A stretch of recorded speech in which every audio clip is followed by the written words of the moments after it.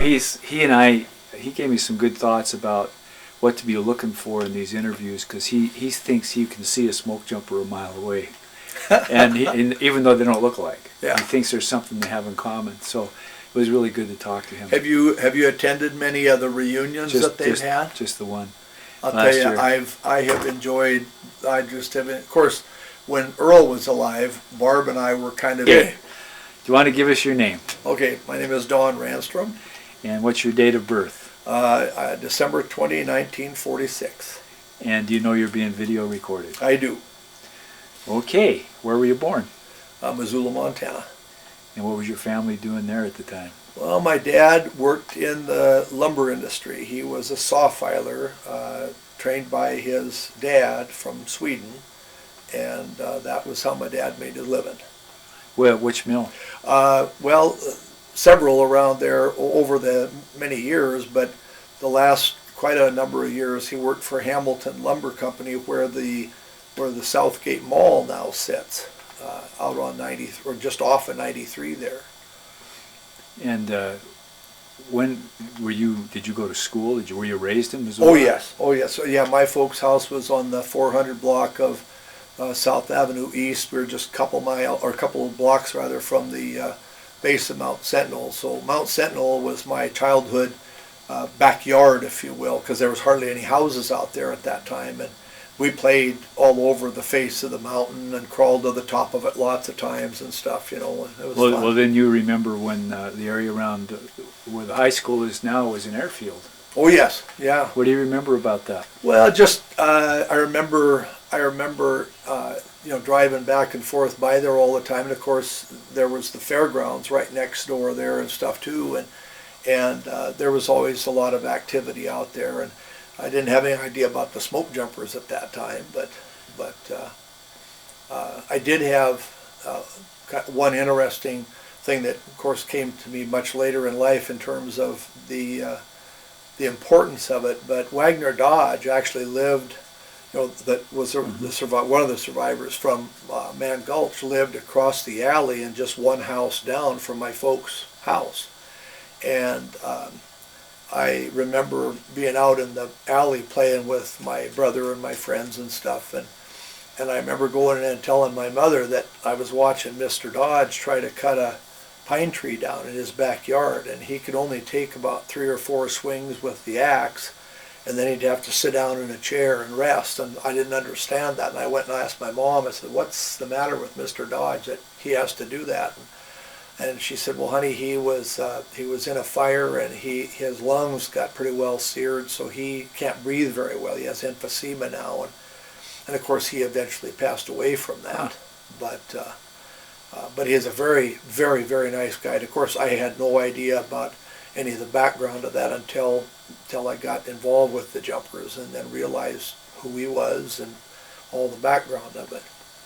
That's interesting. So where'd you go to grade school? At Washington Grade School, yeah. And Just in fact, that's only about a block and a half from Sentinel, right there on Bancroft. So your exposure to the outdoors started when you were in grade school, or when you were a kid, just climbing around the hills? Oh yes. Like what kind of things would you do outdoors? Oh, like I say, we loved to go to the top of the mountain. My brother Jerry and I we had these little knapsack, little World War II, what do you call them, war surplus. You'd make a sandwich and stuff, and take something to drink, and we'd hike to the top of Mount Sentinel. And when you got to the fire line that runs across there, by the time you were there, then you were above what we now know as the inversion layer, and you could see, like, way down to the west. You could see, I think it's Squaw Peak out there, and all. I mean, you could see that just crystal clear. But below that, and of course in those days there were probably, oh goodness, I wouldn't want to venture how many teepee burners there were, but you could see the smoke coming up from those, and then they would hit that inversion layer, and that would just turn and go flat. That's across really there. But when you were above that, then like I say, you could just see for miles and miles. But when you were down below that, then of course you're breathing that crud too. Yeah. So you went to high school in Missoula? Yes. Hellgate?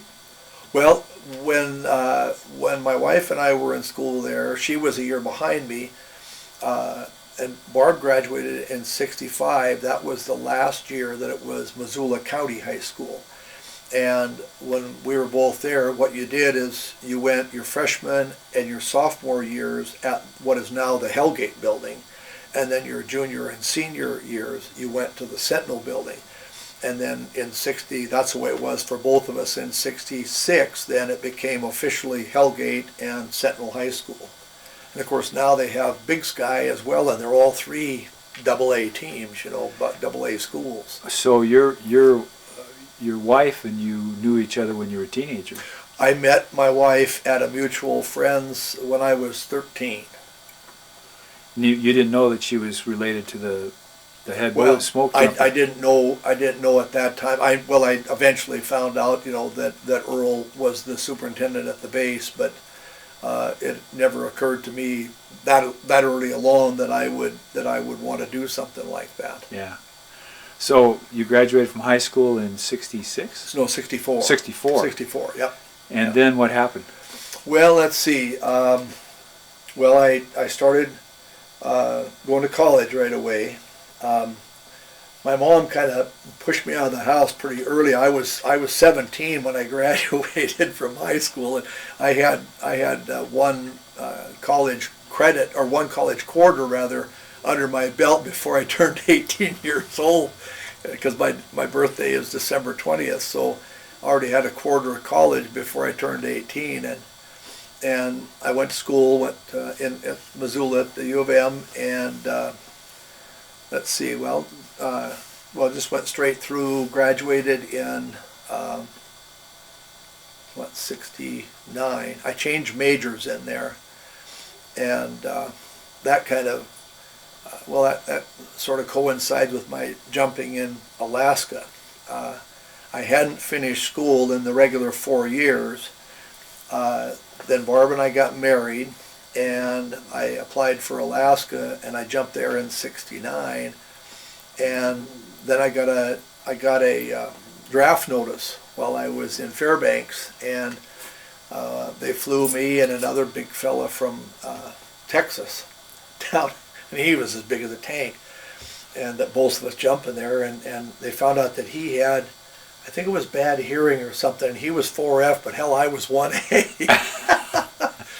So they wanted to draft me right away, but the BLM interceded on my behalf and wrote a nice letter and asked if they could keep me through the end of the season, because it was just a horrific season.